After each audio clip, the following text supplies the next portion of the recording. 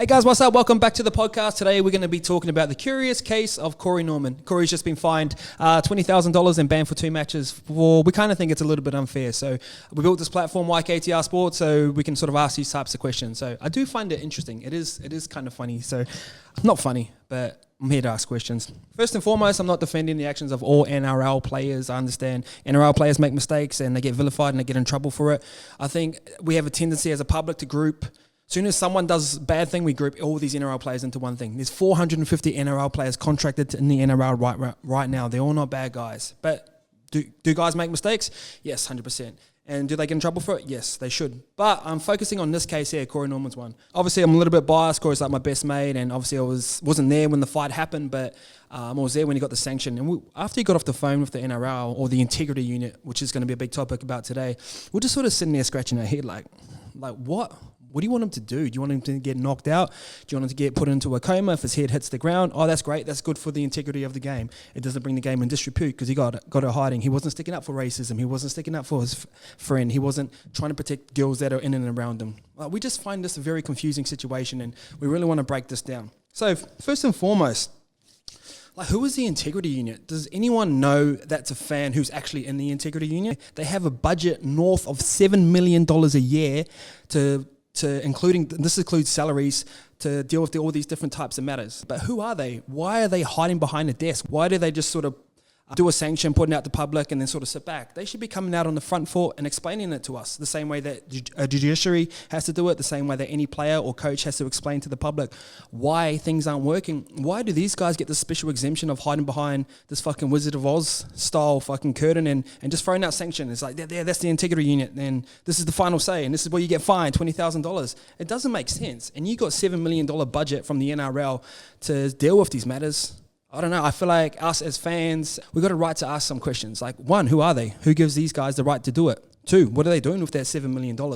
One thing I bet you players don't know about the integrity unit is players can actually use the integrity unit to help them source some stuff as well. But it feels like over this past couple of years, all the integrity unit does is just throw players underneath the bus. It'd be very similar to growing up in a rough area and seeing cops and seeing the way that they treat people and arrest their dad. And when it comes time to use them in the right way, they don't use them. And I feel like players are in that sort of spot now where they don't really trust the integrity unit. And I had a bunch of big name players come through my inbox over the weekend saying this is bullshit. This is bullshit. Obviously, they don't want to say it publicly because you want to pick your fights, but some of the game's biggest names just writing to me and go, fuck, they're always after us. They're always trying to throw us underneath the bus.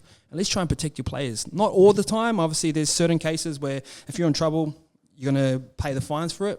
But like a scenario like this, like how can you not back your player?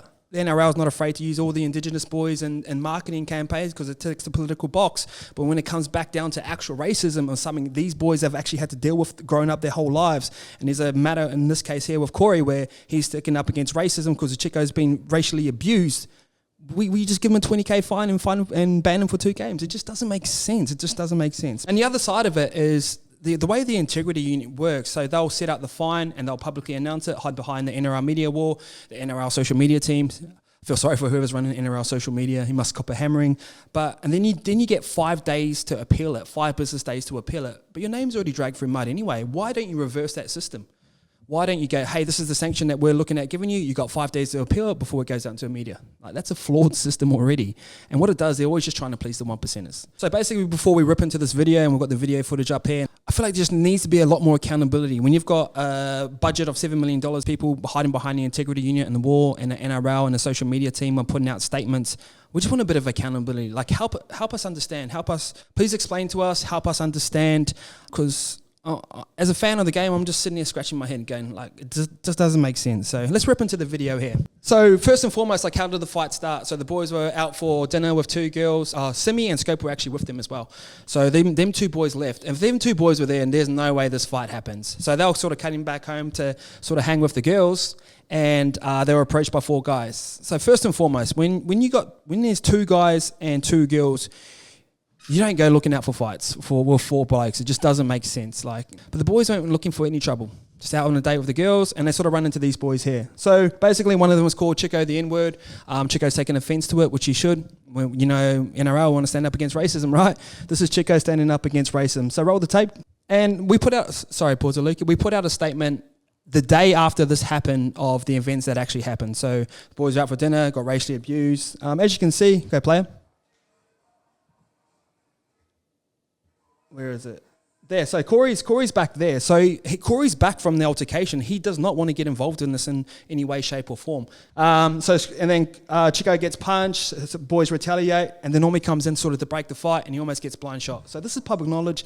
This is footage. So what the integrity unit said, that you had a chance to get away from it, where they're not. It's not like they're on an open field. They're in an alleyway. Have you seen the movie 300 when Leonidas? Is that his name, Leonidas? I think so. Leonidas, the way that they fight him is they get him through the alleyway. There's nowhere they can really go. It's not like you're on an open field and run away. And if you're in a fight and you run away and you get chased down from 4 blokes, you're gone, because you can't throw punches backwards. You're running like this, and they get you. You're getting maured. You're getting jumped. So the boys just do what they feel like they should do, is defend themselves. The boys didn't throw the first punch. They just retaliated. They just defended themselves. Keep rolling.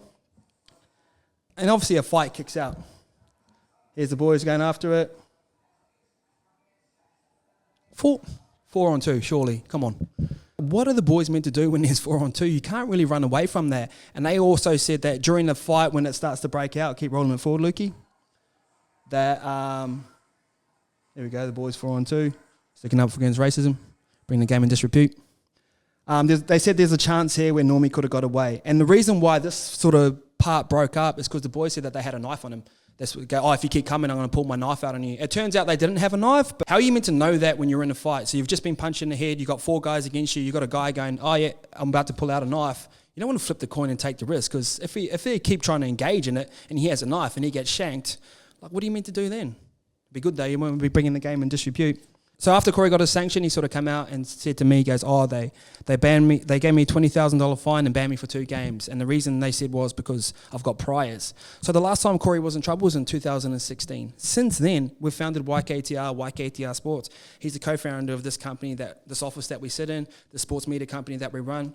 For the last 4 years, every Tuesday night, he spends an hour and a half of his own time off his own back handing out clothes to the homeless. As a brand, we donate clothes to the homeless at Pass It On Clothing. He'd done that for the first year and a half without anyone even noticing. Didn't want any public recognition for it, but soon enough, the news got a hold of it and became public knowledge. Got nominated for the Ken Stephen Medal 2 years ago as well. Got the highest amount of fan votes for that as well, which got him into the final. CS Oliola ended up getting it. But they don't take into account these types of things. They don't take into account these good behaviours. I jumped on Google and I looked up integrity. And the first thing that popped up, and it says, integrity is the quality of having strong and ethical or moral principles and following them at all times, no matter who's watching. And everyone's got cameras these days. Everyone's watching Corey all the time, or anyone's watching NRL players all the time. And strong ethical and moral principles. Standing up against racism, moral principle. Having your friends back, moral principle. Defending girls, moral principle. How are you going to call yourself the integrity unit when you're finding someone who's held integrity? Who stood up against racism, had his mates back, and was helping defend women? Please explain.